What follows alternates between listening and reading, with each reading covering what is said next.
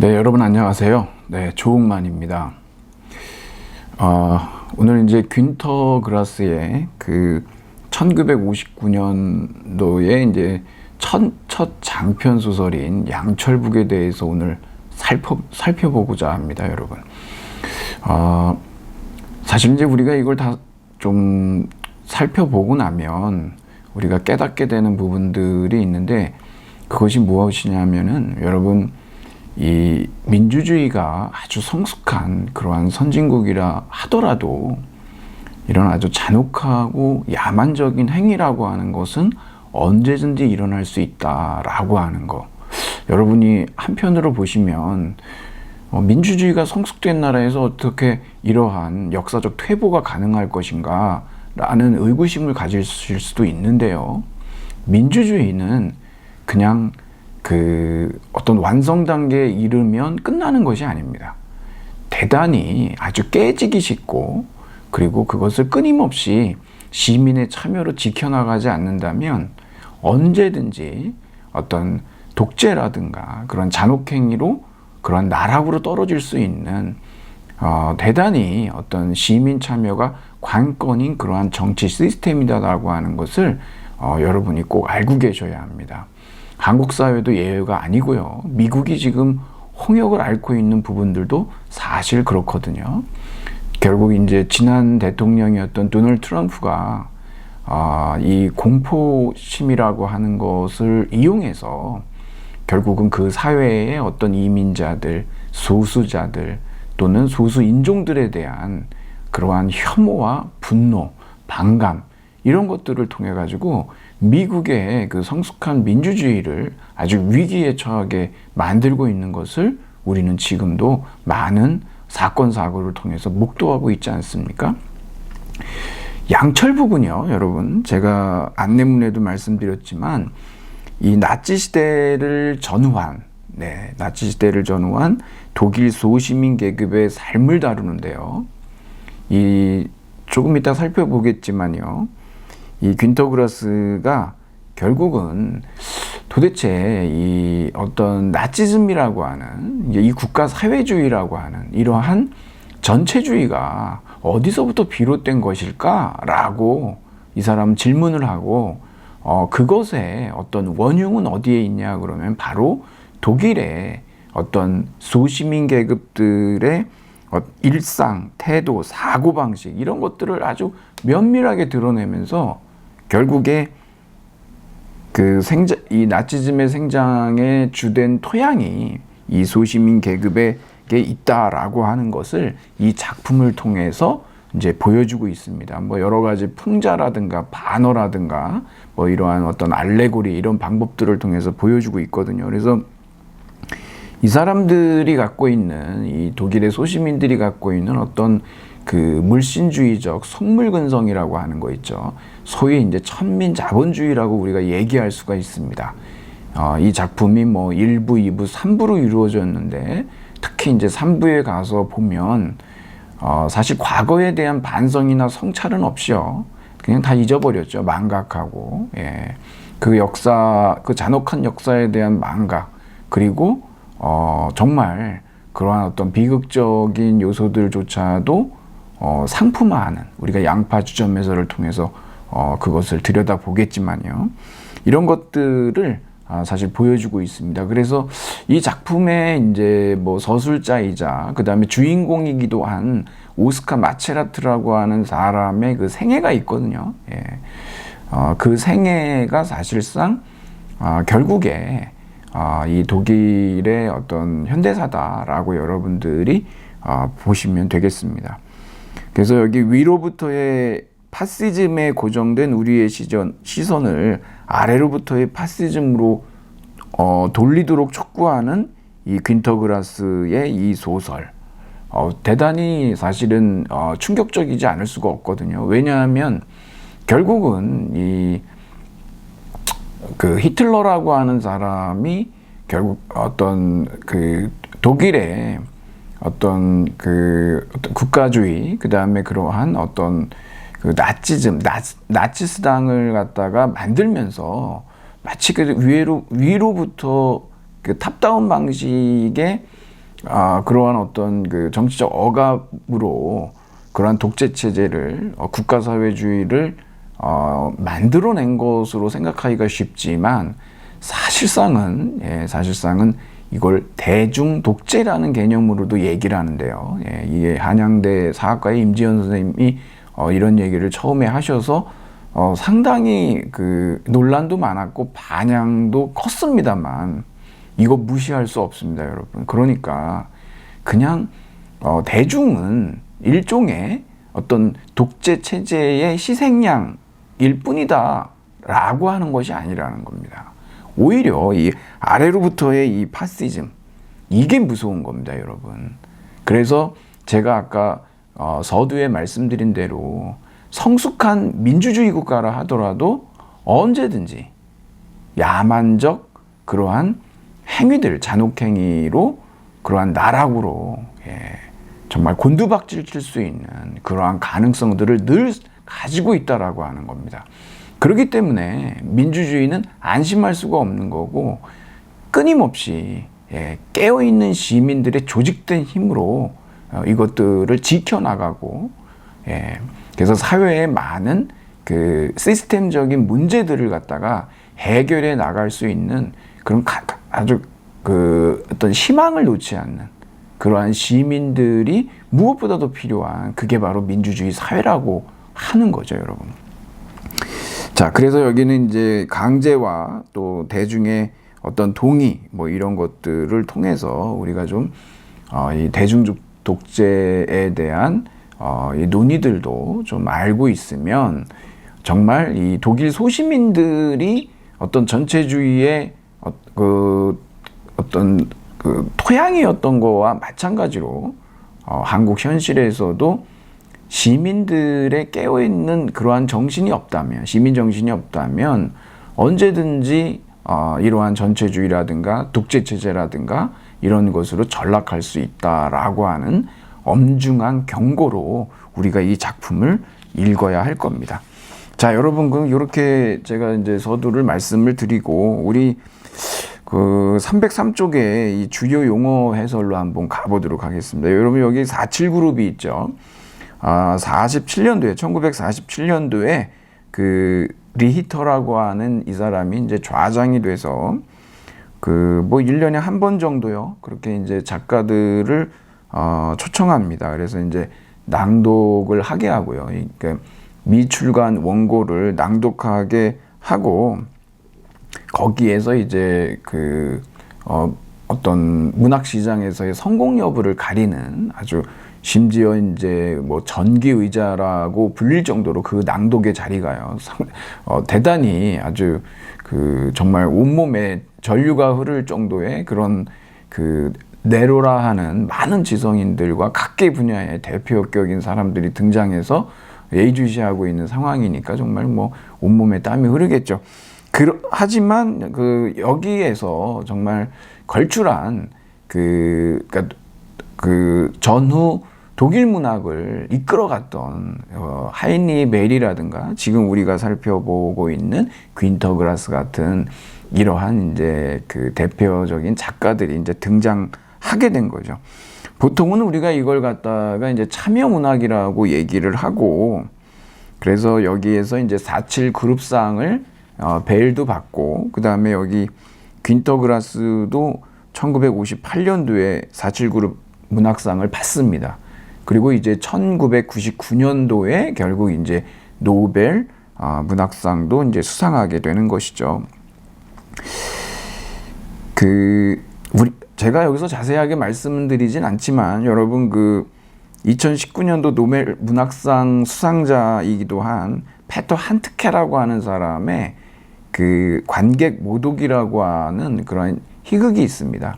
거기에서 실제로 막 욕설 대사도 나오고 그러는데 이 47 그룹에 그 초대받았다가 이 프린스턴 모임에서 상당히 이제 그 서로 날선 공방을 하느라고 유명해지기도 했었지만 지금 이 47 그룹에서는 어떤 현실 참여 문학을 한다라고 했는데 지금 이 페터 한트케 같은 경우는 이제 문학이라고 하는 것이 일종의 언어 실험으로서 효용성이 있다라고 하는 입장에 서서 상당히 이제 다른 어떤 길을 갔던 것을 우리가 알 수 있는데요. 이 부분도 여러분들이 한번 찾아서 읽어보시면은 이 아주 젊은 그러한 페터 한트케가 정말 여기에서 주눅들지 않고 자신의 문학적 입장을 피력했다라고 하는 것도 우리가 알 수가 있습니다.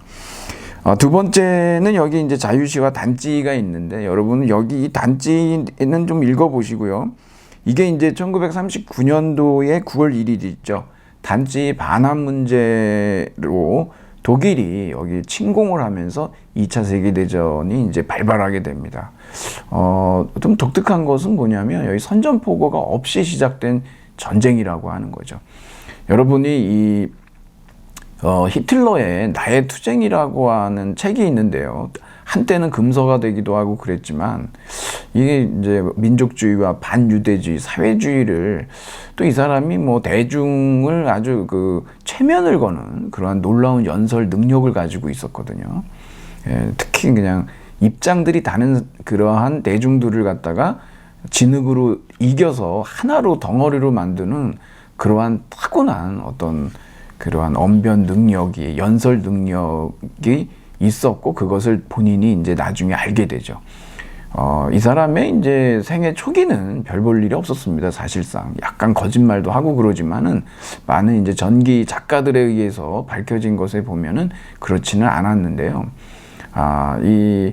1차 세계대전의 패전국이 된 이 독일, 거기에 대한 굉장한 어떤 독일 국민들의 어떤 민족적 자존심의 문제들이 좀 있었겠죠. 그런 것들을 잘 파고들었고, 그러한 어떤 이들이 갖고 있는 그런 불만들을, 그런 절망들을 갖다가 공포를 조장해가지고 탈출하지 못하게 하면서 결국 그것을 이런 반유대주의하고 연결시키면서 그런 소위 사회의 소수자들에 대한 어떤 절멸, 척결, 이런 것들로 이제 전환시키는 그러한 아주 흉악무도한 어떤 범죄자였죠, 여러분. 그래서 이 히틀러에 대한 많은 평가들 중에서도 우리가 뭐 공식적인 전쟁을 통해서 어떤 군비 경쟁이라든가 증강이라든가 이걸 통해서 영토를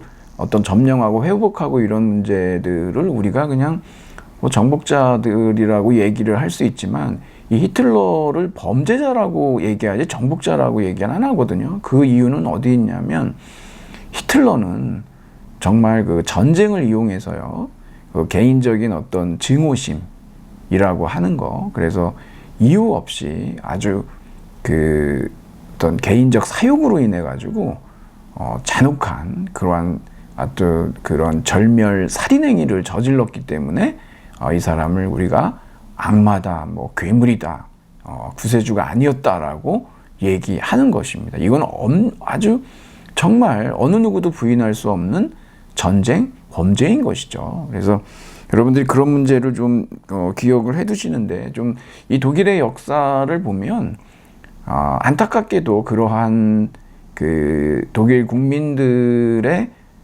그러한 어떤 자존심의 어떤 몰락을 잘 이용하고 공포심을 이용하고 그런 것들이 어떤 시기적으로 맞아떨어지면서 결국 독일이 어떤 히틀러의 어떤 독재체제의 소나기에 놀아나게 되는 일들이 발생하는 것을 우리가 좀 면밀히 들여다볼 필요가 있습니다. 단지 굉장히 유명하고요. 그 다음에 3번으로 가보시면 이제 무장 친위대가 있습니다. 이거는 우리 퀸터그라스도 나중에 여기에 대해서 이제 고백을 했죠. 사실 자신도 이제 무장 친위대였다라고.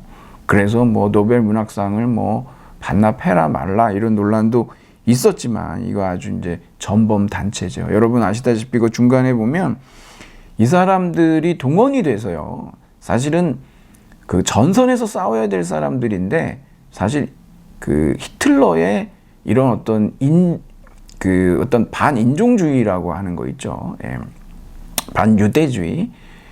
이것을 이루기 위해서 이들을 갖다가 전선에다 두지 않고 많은 포로 수용소, 강제 수용소에서 이들을 갖다 가스실로 보내는 일에 대단히 많이 이제 활용을 했습니다. 전선이 중요했던 게 아니에요, 이 사람은요. 그것도 여러분들이 이 나의 투쟁, 이걸 여러분들이 한번 보시면은 거기에 대한 설명도 잘 나와 있습니다.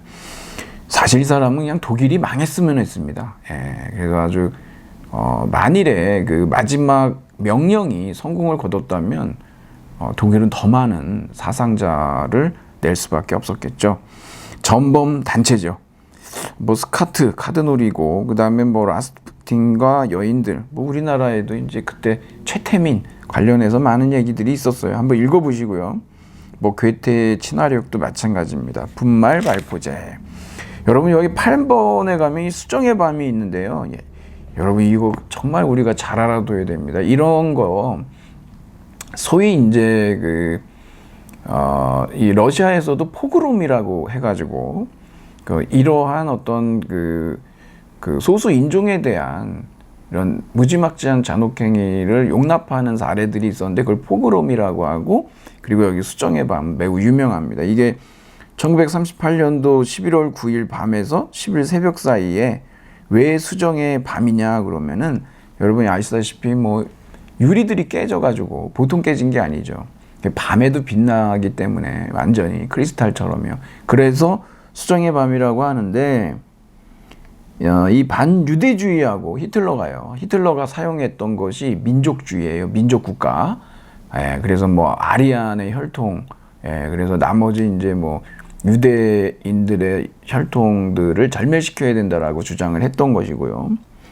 그 다음에 그 반유대주의하고 민족주의가 같이 이제 겹쳐지면서 이틀 동안 그 7,500개의 유대인 상점, 그리고 177개의 그 유대인 회당이 있거든요. 시나고그라고. 습격을 받아서 파괴됐고, 이로 인해서 거의 뭐 540만 명이 살해되었다 그랬는데, 이거는 이때부터 사실상 그 유대인들이 이제 강제 이주가 되고, 그런 것들이 결국은 수용소로 가게 되면서, 뭐 통계적으로는 크게 잡으면은 600만, 보통 얘기를 하죠. 400만에서 600만 사이가 이제 결국은 이제 죽임을 당하게 됐죠. 그래서 여러분들이 여기도 지금 나와 있죠. 예, 묘지 훼손이라든가 개인주택 약탈이라든가. 왜 그러냐면 이것이 이 괴벨스가 이 암묵적으로 이 폭동을 승인을 했습니다. 예, 뭐 그냥 그 어떤 공권력 사용 안 하겠다라고 하는, 그래서 이제 반유대주의에 불을 붙여가지고 이런 엄청난 사건이 일어났는데, 우리 이 양철북에서는 믿음, 소망, 사랑이라고 하는 부분에서 이 정말 이러한 상황 속에서도 소위 기독교인들은 이러한 잔혹행위 앞에서도 뭐 신을 찬양하는 아주 아이러니한 그러한 어떤 알레고리를, 얼마나 이들의 행위가 모순적인지, 이게 사랑은 아니잖아요. 그런 것들을 보여주는 거죠. 그리고 여러분 여기 소시민이 있는데, 이게 비더마이어라고 하고, 그리고 나중에 전후에 천민 자본주의에 경도된 이런 사람들 또 네오 비더마이어라고 하거든요. 여하튼 간에 이 소시민들은 어떤 생각을 가지고 있냐, 여러분 여기 뿌띠부르주아라고 이제 사실은 마르크스의 용어이기도 한데, 그러니까 이 사람들이 지금으로 얘기하면 소상공인 정도 됩니다. 임금 노동자는 아니에요. 그렇다고 해서 자본가도 아니고요. 유상계급도 아니고, 그래서 이제 그 중간쯤에 되는 그러한 사람을 우리가 독일의 중산층, 그래서 소시민이라고 하는 것이죠. 저 밑에 보면 뭐라고 그러냐면 속물 그렇게 나와 있는데, 그냥 뭐 어떤 그 물신주의적 속물 근성에 찌든 사람들이고, 이런 소시민들의 일상, 이 사람들의 생활 태도, 이 사람들의 삶의 방식, 이게 바로 이제 이 귄터 그라스가 이 양철북에서 이런 것들을 보여주고 있습니다. 이제 읽어보면 이들이 어떤 도덕적 타락을 겪는지, 그리고 이들의 어떤 그 현실 도피적인 태도들, 행위들, 그런 것들이 뭐가 있는지, 이런 것들을 잘 드러내고 있는 거죠. 뭐 마지막에도 나오지만 이제 과거를 망각하는, 그러니까 자신들이 저질렀던 그 수많은 장애인들, 집시들, 그 다음에 뭐 폴란드의 지식인들, 교양인들, 예, 뭐 유대인들, 이런 많은 사람들을, 러시아 유대인들도 마찬가지고 그러지만 이들을 갖다가 정말 학살했거든요. 근데 이런 부분들에 대해서 아무 일도 없는 것처럼, 예, 이미 다 잊었다, 우리는. 지나간 거는 지나간 거다. 뭐 이렇게 얘기하는, 이런 뭐 기억하지 못하는 뭐 랑케스 상병, 뭐 나중에 화가가 되지만 이게 한두 명이 아니거든요. 마리아도 그러고. 이런 것들을 갖다가 아주 이 귄터 그라스는, 예, 이거 아직 계산 안 끝났다. 그리고 끊임없이 거기에 대해서 성찰해야 되고 그러한 역사적인 책임을 다해야 된다라고 귄터 그라스는 정말 그 실천하는 어떤 지식인으로서 이 독일 사람들에게 계속해서 주문을 하고 있는 거죠. 뭐 정말 살아있는 양심이다. 뭐 지금은 뭐 사망했지만 그렇게 얘기할 수 있을 정도로 정말 끊임없이 어떤 독일의 과거사에 대한 반성, 역사적 책임, 이런 것들을 물었던 그런 인물입니다. 자, 여러분이 뭐 그 다음에 이제 그 일대기는 여러분 좀 읽어보도록 하시고요. 이 구성이 있는데 이것도 여러분 309쪽으로 이렇게 가보면 여러분이 여기서 좀 알아두셔야 되는 거는, 거기 그 구성의 두 번째 단락에 보면은요, 서술 시간이 있고 서술된 시간이 있어요. 요게 이제 일종의 액자 구조로 이루어져 있습니다. 지금 뭐 처음 시작도 그렇지만 이 사람이 지금 정신병원에 입원해 있는 상태거든요. 그래서 거기 보면은 오스카가 병원에 수감돼 가지고 52년 9월에서 54년 9월까지 요때 이제 서술의 시간을 갖는데, 어떤 게 서술되냐 그러면은 사실은 자기 조부모부터 서술이 됩니다. 자신의 어머니인 이 그 아그네스가 어떻게 해서 뭐 임신 출산을 하게 되는지에 대한 얘기가 있는 거거든요. 그래서 뭐 그 하여튼 틀 소설 구조를 가지고 있다라고 하는 거를 좀 알아두시고, 그래서 이제 북을 두드리면서 과거를 회상하거든요. 어떤 과거 회상의 매개체가 북이기도 해요. 양철북.